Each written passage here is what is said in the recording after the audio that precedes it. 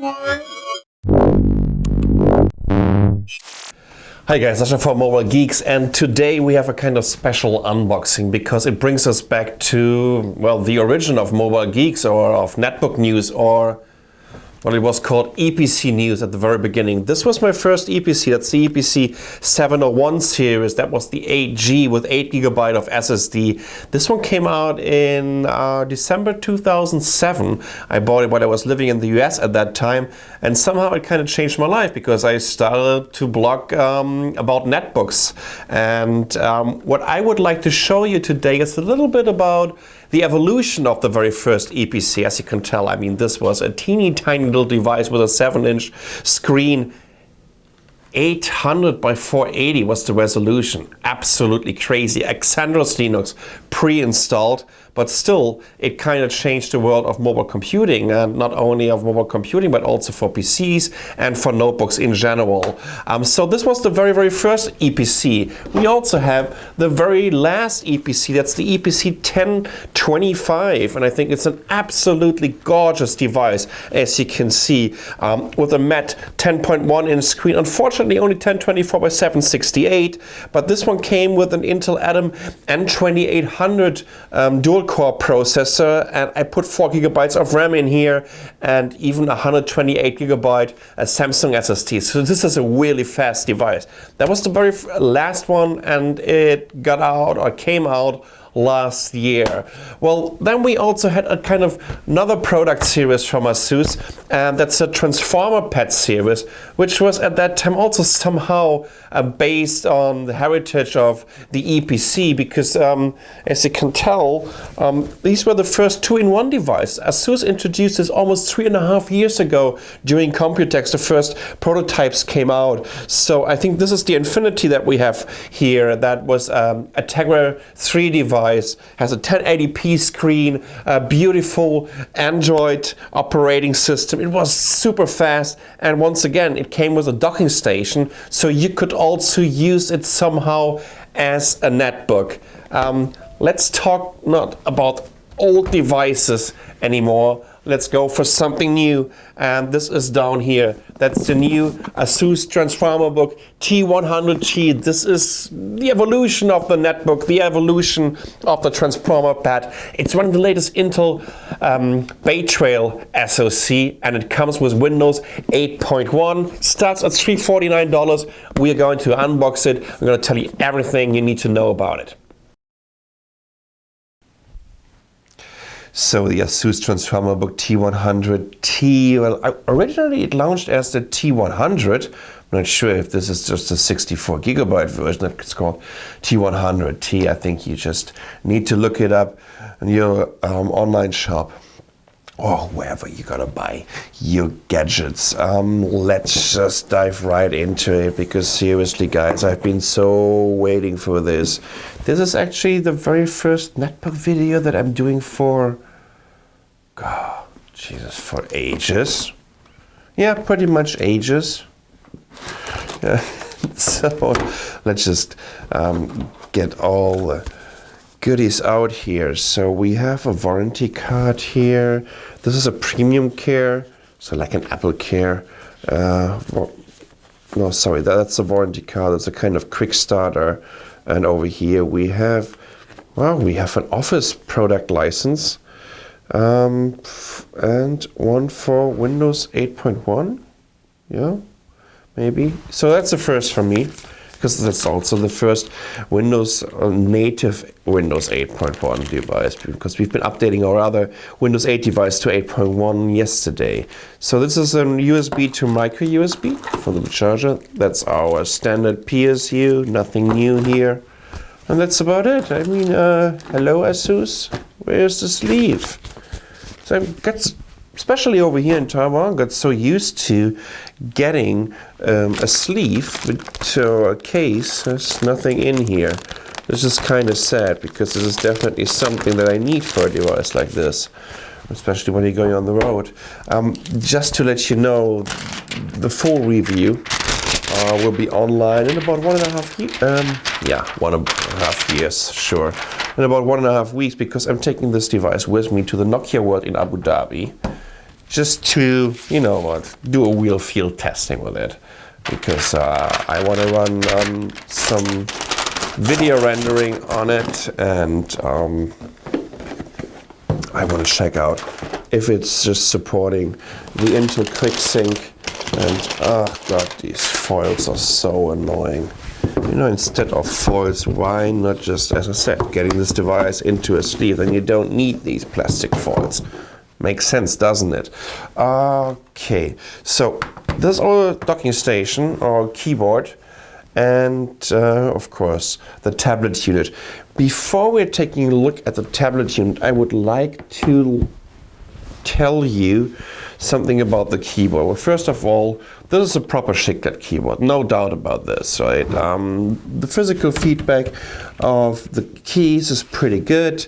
Kind of worried about the super small right shift key. Not so sure if this one row enter key is enough. Very small tab key, and a mouse pad with integrated mouse buttons, or a trackpad with integrated buttons. That's about it. But you know what I immediately realized is, if this is something I'm going to compare to previous versions, especially like, oh, you know what, let's start it with the last EPC here. Now let's take a look at this. I think you can already, oh, I need to zoom out again. I think you can already tell a difference. So the keys are already a little bit bigger on the original EPC, the very last EPC that came to the market. Yeah, plus, you know, they feel more solid than this one, which kind of makes sense in terms of the depth of the keyboard here. So let's just move this one over here. And now let's check out the transformer pad. And this is something I'm a little bit worried about. Well, not worried, right? But I mean, hello ASUS. You've been showing us already that you're capable of building amazing keyboards. Now look at these keys here and those. I think that's a little bit disappointing, because this is the same size, pretty much. Well, not only pretty much, it is the same size, right? I mean, we're talking about a 10-inch form factor. And the keyboard on the transformer pad is just way better. Way better in terms of, I would say, like 40% better. And actually, I would have expected to get anything like this. It might be a matter of the price, because this is also using different materials. But still, I mean, this is supposed to be a kind of evolution of the netbook, and therefore I was kind of hoping to get a proper keyboard like this. So let's get this in here, and finally start our little tour of the device. Here we go. So let's just close it. Of course, this is all plastic. Can we even see these circles? Yeah, if you're taking a very, very close look, what you can see this kind of iconic ASUS circle design. Can I? Or was it just an optical illusion for me? Kind of looks like it. Yeah, you definitely can do that. Well, just trust me on this. I mean, that's not really very important, but you can definitely tell it's there. So here we have USB 3.0.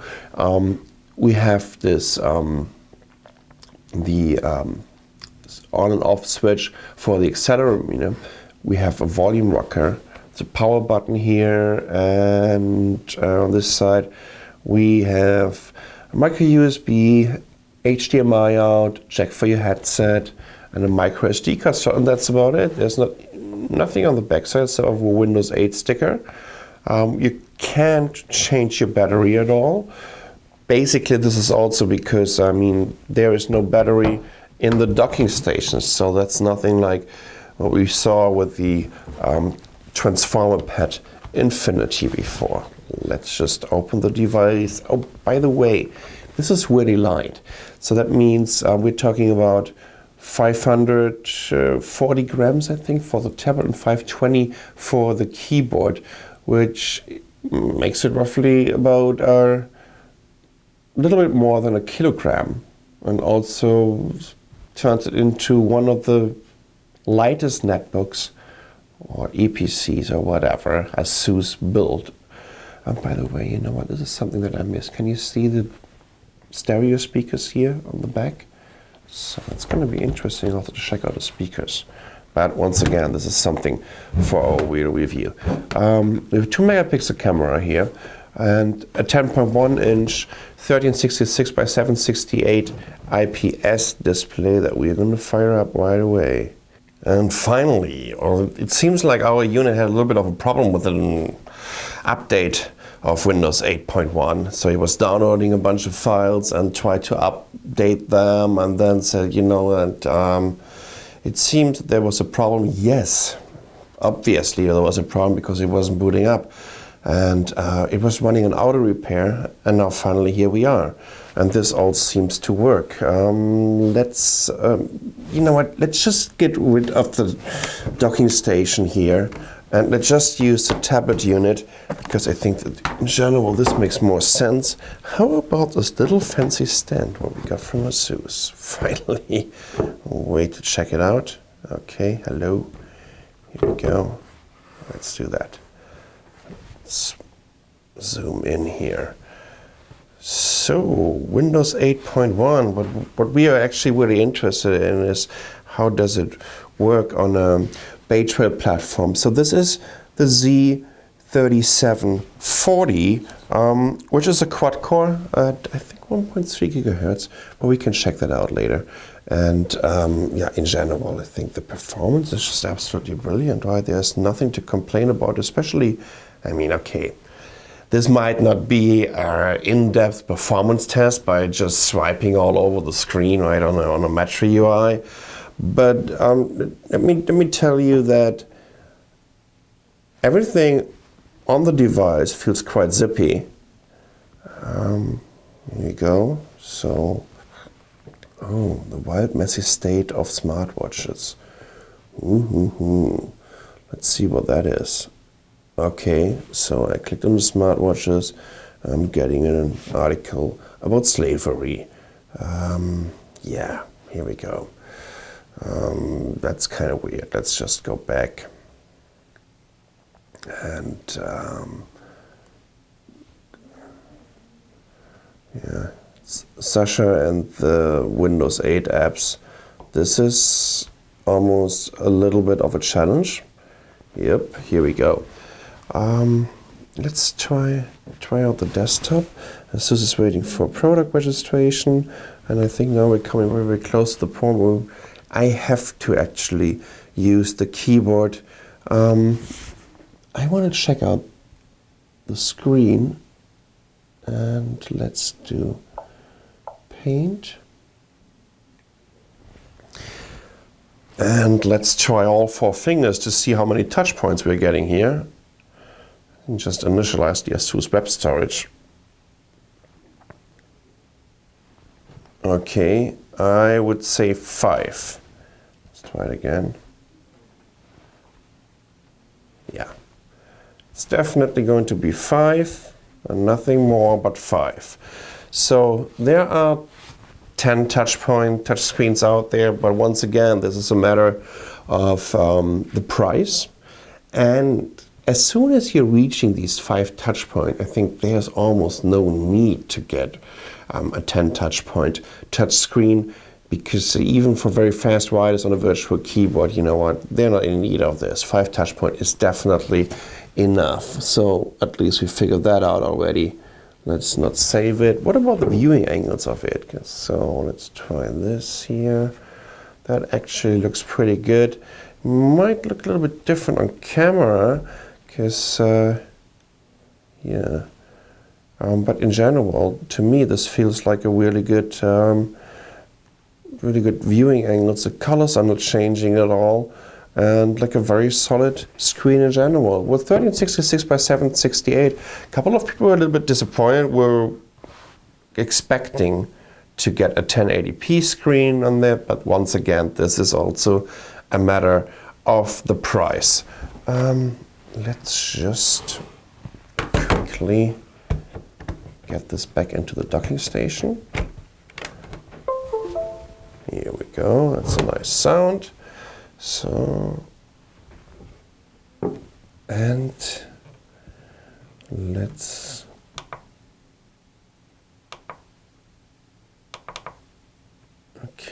let's just check out something about the PC properties.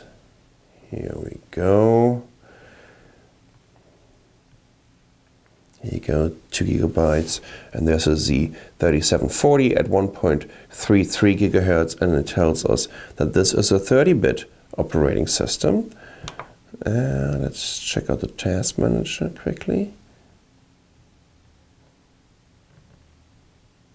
Okay, I need more details, and here's the performance, and there you can see it's running now at 0.5 gigahertz. Well, it has this auto kind of speed stepping or throttling, and so it's immediately down. And here we have the 4 cores, and even 4 logical cores. And okay, let's just get rid of this, and let's also check, what about how much space do we have left here? So look at this. It says there are 32.3 gigabytes left of 49.1. So half of the 64 gigabytes are already gone. Right? For those guys that are thinking about getting the 32 gigabyte version of it, forget it. If there actually is any 32 gigabyte version left. Maybe they completely ditched it, because here in Taiwan you can only get the 64 gigabyte version. And therefore I think, yeah, that's it, at least for our very first look at the ASUS Transformer book T100. Once again, I'm going to do an in-depth review of this device, but I have to just take it on a little field trip, let's call it a field trip to Nokia World in Abu Dhabi, and then we're going to figure out how QuickSync works on the GPU. It's going to be very, very interesting to do some HD video rendering, because for me, right, this would be crucial to use this device on the road. First impressions of it are, you know what, pretty much the same that I got during the launch event, saying that this is definitely the official successor of the EPC line, right? Here, like the very, very last one over here. Maybe somehow it feels a little bit like a hybrid in between this last EPC and a Transformer pad. It's running a full Windows 8.1. There's nothing RT-ish in there. Of course, it's also running on an x86 processor, and therefore you can install all the apps that you know from your notebook and from your desktop. At a starting point at $349 US dollars. I think it's also starting at 349 euros. It's slightly more expensive over the 64 gigabyte in Taiwan, as I said, was like $430. I think this is a bargain, absolutely. What we need to do right now is let's do some benchmarking, let's do battery life tests, of course, and try out all these, you know what, little tests gonna end up into a final result. Last but not least, I'm doing one little restart here and see how quickly this is going to happen. Because usually I think we should be able to boot up in roughly about 15 to 20 seconds. Keep in mind that this isn't well, it is still flash memory, but it's nothing like what you would expect from an SSD. This is an eMMC, but it should definitely be fast enough. So here we go. It's going through the BIOS. Come on, T100. That's exactly what happened to me before, so it's restarting again. Maybe that's somehow an omen for this video. maybe we should do a complete new installation of our T100T, because it seems that during the update process we've had a little bit of a problem. But just trust me, you know, that's only our unit. And Windows 8.1 just came out yesterday, so maybe they're still having some kind of problems. So of course it's way too early to come up with any verdict of this device, right? We have it for a couple of hours. We played with it in San Francisco, and I'm bringing it to a test by taking it with me to the Nokia World next week in Abu Dhabi, and I will try to figure out if this could be my old mobile blogging device, especially when I'm doing video rendering, and somehow it should perform quite well because it will offer you the Intel QuickSync technology.